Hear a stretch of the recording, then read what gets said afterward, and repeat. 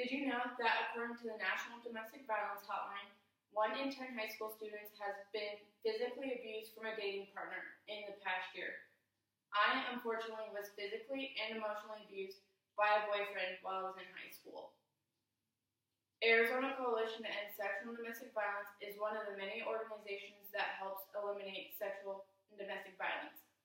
Today, I will discuss what domestic violence is, the different types of domestic violence, and the impact on survivors. Arizona Coalition to End Sexual and Domestic Violence is a unique organization that discusses what domestic violence really is.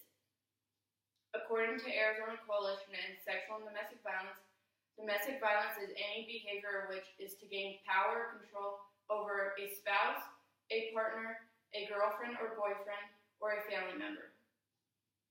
Not only does Arizona Coalition to End Sexual and Domestic Violence discuss what domestic violence really is, they also discuss the different types of domestic violence.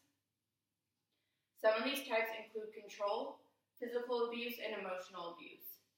According to Arizona Coalition to End Sexual and Domestic Violence, controlling behavior is a way for the batterer to maintain dominance over the victim.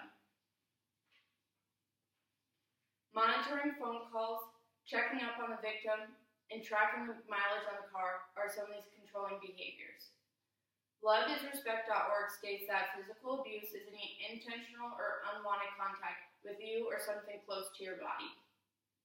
Scratching, punching, strangling, forcing you to have sex or perform a sexual act, biting, and hair pulling are a few of these examples.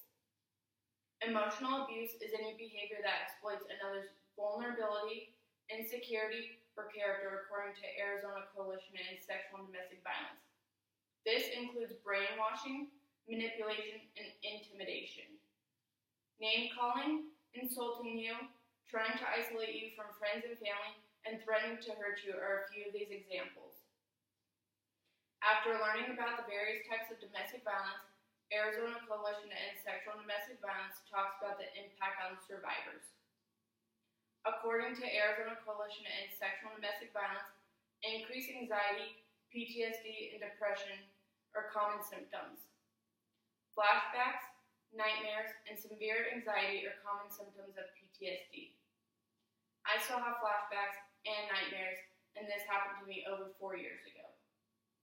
Feeling sad, changes in appetite, thoughts of death or suicide are common symptoms of depression.